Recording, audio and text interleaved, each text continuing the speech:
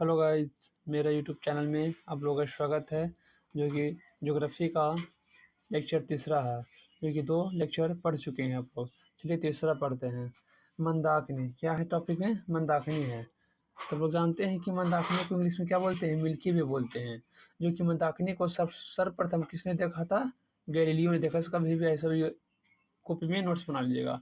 मंदाकिनी को सर्वप्रथम किसने देखा था? गैलीलियो ने। क्या देखा था? किसने देखा था? सर्वप्रथम किसने देखा था? गैलीलियो ने देखा था। जो कि जानते हैं कि सूर्य जिस आकाशगंगा में उसे क्या बोलते हैं? मंदाकिनी बोलते हैं। कहता है कि सूरज जिस आकाशगंगा में रह रहा है उस आकाशगंगा को क्या बोलते हैं? मंदाकिनी बोलते हैं। लोग जानते हैं कि बहुत सारे आकाशगंगा है और बहुत सारे आकाशगंगा में एक आकाशगंगा कौन है? मंदाकिनी है। और जो मंदाकिनी है, जो उस मंदाकिनी में कौन रह रहा है? सूर्य रह रहा है। कौन रह रहा है? सूर्य रह रहा है। मंदाकिनी की आकार कैसा है? सर्पिलाकार है। कैसा है? सर्पिलाकार है। मंदाकिनी का जो आकार है कैसा? सर्पिलाकार है। इसके बल्ज में ब्लैक होल पाया जाता है। कहता कि जो मंदाकिनी है जो इसके बल्ज में क्या पाया जाता है? ब्लैक होल पाया जाता है। इसके बल्ज में क्या पाया जाता है? ब्लैक होल पाया जाता है। कहता मंदाकिनी के बल्ज में क्या पाया जाता है? ब्लैक होल पाया जाता है।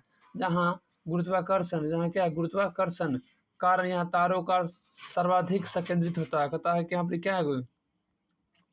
यहाँ पर गुरुत्वाकर्षण का कारण क्या है? तारों का सर्वाधिक संकेंद्रण होता है। कहता है यहाँ गुरुत्वाकर्षण के कारण सभी तारों क्या रहता है? एक जगह संकेंद्रण रहता है, जो श्वेत वामन तथा काला वामन को भी अपनी ओर खींच रहता है। कहता है कि इसी संकेंद्रण और गुरुत्वाकर्षण के कारण श्वेत वामन और काला वामन को अपनी ओर खींच लेता है। क्या कर लेता है? अपनी ओर खींच लेता है। और तारों का अंत ब्लैक होल कराता है। तारों का अंत क्या कराता है? ब्लैक होल कराता है। कहता है कि जैसे जो मंदाकिनी है, जो मंदाकिनी में सभी गुरुत्वाकर्षण कारण संकेंद्रण कर देता है। जो संकेंद्रण करता है, जो बहुत या तो जिसमें श्वेत वामन हो जाए या तो काला वामन हो जाए, ये अपनी ओर खींच लेता है।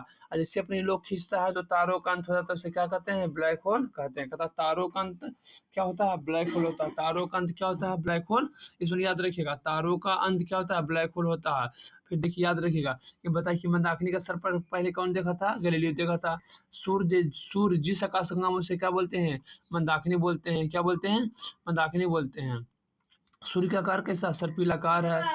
इसे बल्ज होल कहते हैं। यहाँ तारों का सर्वाधिक संकेंद्रण होता है। काला वामन और श्वेत वामन की ओर खींच लेते हैं और अंत में तारा क्या बनता है? ब्लैक होल बनता है। बल्ज में तारों की संख्या क्या होती है? अधिक होते हैं। बल्ज में तारों की संख्या क्या होती है? अधिक होती है। बल्ज में तारों की संख्या क्या होती है? अधिक होते हैं। कहता ओरियन नेबुला मंदाकिनी सबसे शीतल और साइरस सबसे चमकीला तारा होता है। कहता ओरियन नेबुला मंदाकिनी का सबसे शीतल है। ओरियन नेबुला मंदाकिनी का सबसे शीतल है। पता कि जो मंदाकिनी का सबसे शीतल तारा उसका ओरियन नेबुला है। जिस मंदाकिनी है तो मंदाकिनी में बहुत सारे ग्रह होते हैं, मगर बहुत सारे ग्रह में ओरियन नेबुला होते हैं जी। क्या होता है? बहुत शीतल होता है। अब सबसे एकदम चमकीला तारा क्या बोलते हैं? साइरस। क्या बोलते हैं? साइरस बोलते हैं। अब बोला जाएगा, ऑप्शन में आ जाएगा कि बताए ओरियन नेबुला किस मंदाकिनी का सबसे शीतल तारा है? तो क्या बोलेगा? मंदाकिनी का। अब सबसे चमकीला तारा साइरस है। साइरस को क्या बोलते हैं? डागो स्टार बोलते हैं। साइरस को क्या बोलते हैं? डागो स्टार बोलते हैं। साइरस को डागो स्टार बोलते हैं। साइरस पृथ्वी से 9 वर्ष दूर है। कहता है जो साइरस है जो पृथ्वी से कितने वर्ष दूर है? 9 वर्ष दूर है। साइरस पृथ्वी से कितने वर्ष दूर है? 9 वर्ष दूर है। याद रखिएगा। क्लस्टर तो कहता आकाशगंगा के समूह को क्या बोलते हैं? क्लस्टर बोलते हैं। इसमें याद रखिएगा कि बहुत सारे आकाशगंगा है, तो बहुत सारे कहता है कि आकाशगंगा के समूह को क्या बोलते हैं? क्लस्टर बोलते हैं। आकाशगंगा के समूह क्या बोलते हैं? क्लस्टर बोलते हैं। कोई दिक्कत इसमें है तो बोलिएगा। एक से तारामंडल क्या है? तारामंडल सूर्य से दूरी पर इस तारों के समूह के कहता कि सूरज से स्थित तारों के समूह को क्या बोलते हैं? तारामंडल बोलते हैं। समूह के कारण बनने वाली विशेष आकृति में तारामंडल कहता है। कहता सूरज से दूरी में बहुत सारे तारों के समूह होते हैं। जब तारा का समूह रहता है तो इसको क्या एक आकृति बनता है? क्या विशेष प्रकार की आकृतियां बनती है और उसी आकृतियों को क्या बोलते हैं? तारामंडल कहते हैं। क्या बोलते हैं? तारामंडल कहते हैं। देखिए जैसे गाँव में बहुत सारे दोस्त होते हैं, बहुत सारे दोस्त में बहुत सारे झुंड बनाते हैं, अलग अलग झुंड बनाते हैं। अब अलग अलग झुंड बनाते हैं तो अलग अलग झुंडों के नाम रखते हैं। इसी तरह तारा भी होते हैं कि बहुत सारे तारा होते हैं और तारों का समूह होता है। अब हर एक समूह का अपना अपना क्या होता है? एक नाम होता है, आकृति होता है। उसे क्या बोलते हैं? तारामंडल बोलते हैं। कोई दिक्कत इसमें है तो बोलिएगा। फिर से कहता है जिसमें देखिए गाँव घर में बहुत सारे लड़के होते हैं, बहुत सारे लड़कों का एक अलग अलग ग्रुप होता है, और हर एक अलग अलग ग्रुप का क्या होता है, नाम होता है, और हर एक अलग अलग अलग ग्रुपों का विशेषता कुछ होता है। ऐसा ही होता है हमारे तारामंडल में। तारों का एक क्या होता है, समूह होता है, और इस समूह की अलग अलग आकृतियां होती हैं, और उसे आकृतियों क्या बोलते हैं, तारामंडल कहते हैं। इसकी संख्या वर्तमान में कितनी है, 89 में सिर्फ 89 हैं। कितनी हैं, 89 हैं। तारामंडलों की संख्या क्या है, 89 हैं। जैसे में कि हाइड्रा और सेंटोरस, जैसे में एक हाइड्रा भी तारामंडल है और सेंटोरस भी क्या है, एक तारामंडल है। इसमें कॉपी में उतार लीजिएगा। जैसे में हाइड्रा और सेंटोरस का एक तारामंडल है। देखिए तो साइंट्रस होते हैं जो 94 तारों का समूह होता है। साइंट्रस होता है 94 तारों का समूह होता है, साइंट्रस होता है। साइंटोरस 94 तारों का क्या होता है, समूह होता है। जबकि हाइड्रा 68 तारों का समूह होता है।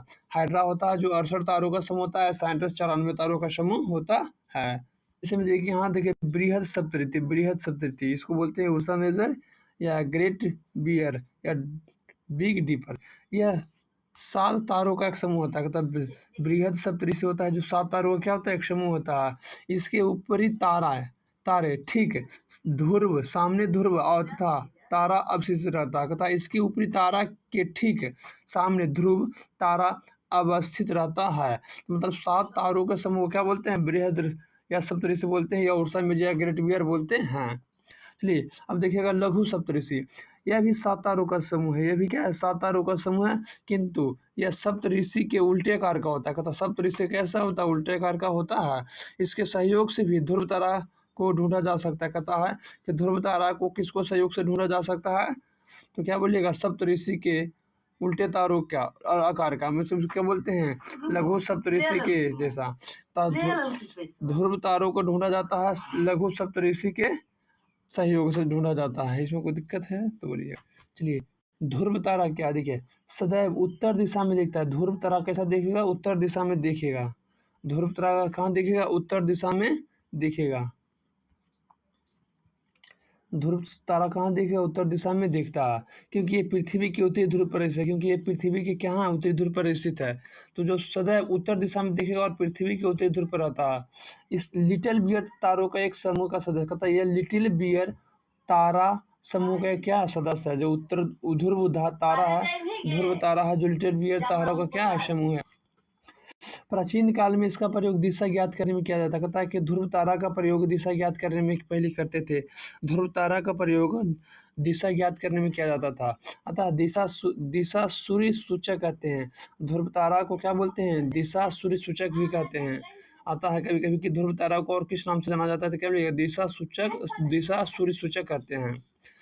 फिर देखिए नेक्स्ट ओरियन द हंटर तारा मंडल। ओरियन द हंटर तारा मंडल, यह शिकारी की तरह दिखता है। ओरियन द जो तारामंडल है, जो कैसा दिखता है, शिकारी की तरह दिखता है।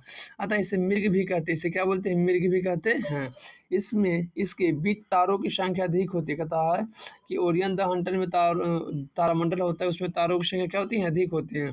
इसके दक्षिण पश्चिम में सारस रहता है। बताओ, जो जानते हैं अभी पढ़े कि सारस बहुत चमकता है, वह इसके दक्षिण और पश्चिम में स्थित रहता है, सारस रहता है। फिर देखिए डायसाइरस है, यह सबसे चमकीला तारा है। सरस क्या है, यह सबसे चमकीला तारा है। ओरियन के माध्यम से खोजा जाता है, जो कि ओरियन के माध्यम से खोजा जाता है। किसको, साइरस को बोला कहाँ खोजा जाता था, ओरियन के माध्यम से खोजा जाता है। ओरियन के माध्यम से खोजा जाता है साइरस को। यह केनेसिस मेजर तारामंडल का सदस्य, यह केनिस मेजर तारामंडल का क्या सदस्य है। केनिस मेजर तारामंडल का क्या है, सदस्य बोला जाएगा कि साइरस किसका सदस्य है, केनिस मेजर तारामंडल का सदस्य है, जो डव के समान देखता है। जो कैसा देखता है, डव के समान देखता है। तो साइरस कैसा देखता है, डव के समान देखता है। ओरियन के माध्यम से इसे खोजा जाता है, चमकीला तारा है, और केनिस मेजर तारामंडल का क्या एक सदस्य है।